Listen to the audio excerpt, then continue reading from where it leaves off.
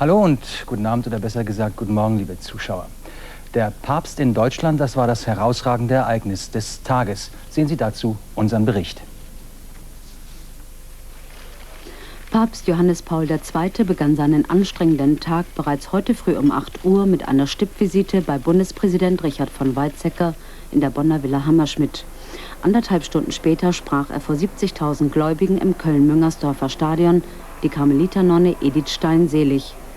Die gebürtige Jüdin war 1933 zum katholischen Glauben übergetreten und 1942 im KZ Auschwitz ermordet worden.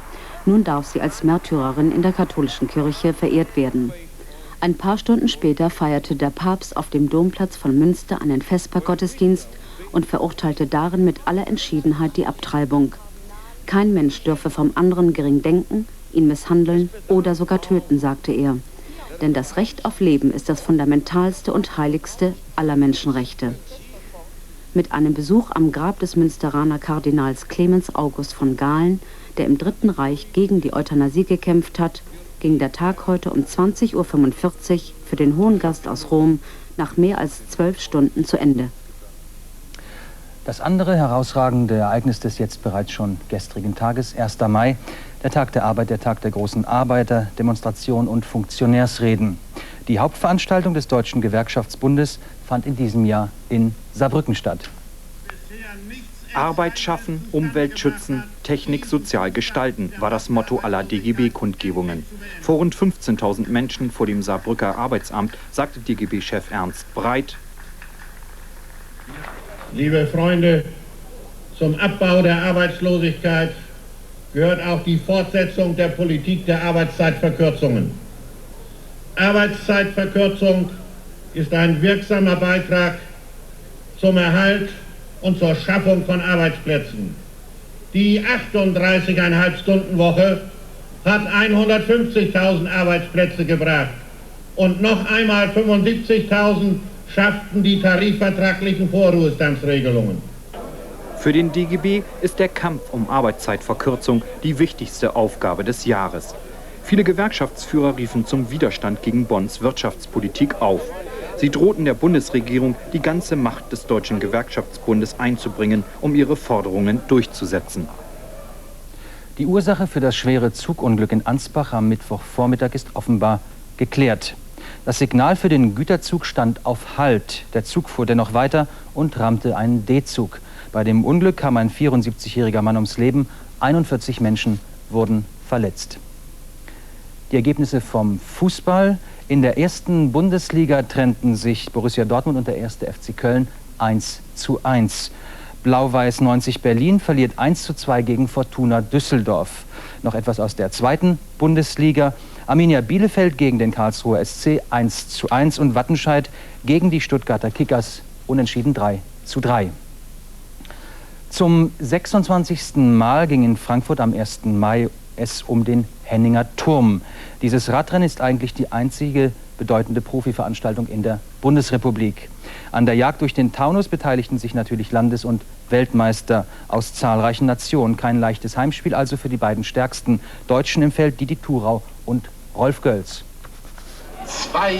1 Sekunde, 8 Uhr und 40 Minuten. Rudi Altig hat die Startflagge gesenkt.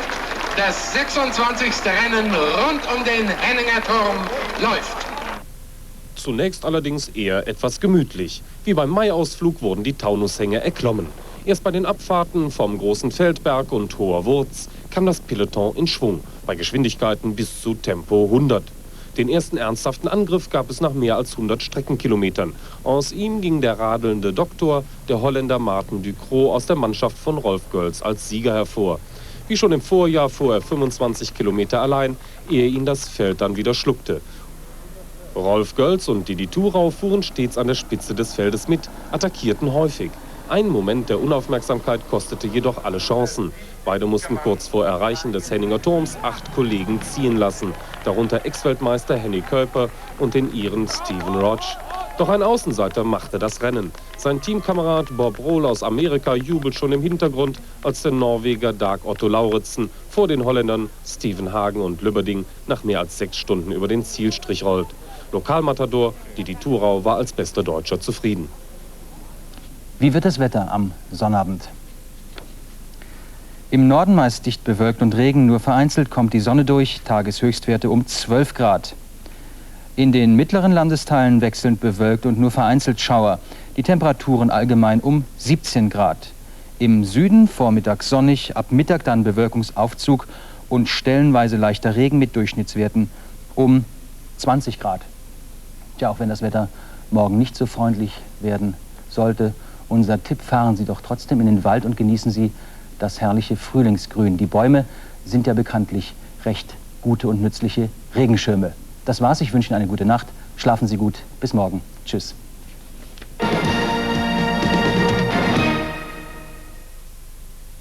Ich hoffe, liebe Zuschauer, Sie hatten einen schönen 1. Mai, haben, wie es mein Kollege Michael Kwiatkowski vorgeschlagen hat, auch Ihren Spaziergang gemacht. Ja, ich möchte mich von Ihnen verabschieden, liebe Zuschauer. Ich hoffe, es hat Ihnen ein bisschen bei uns gefallen. Ich würde mich freuen, wenn wir uns morgen wiedersehen. Bis dahin dann. Tschüss.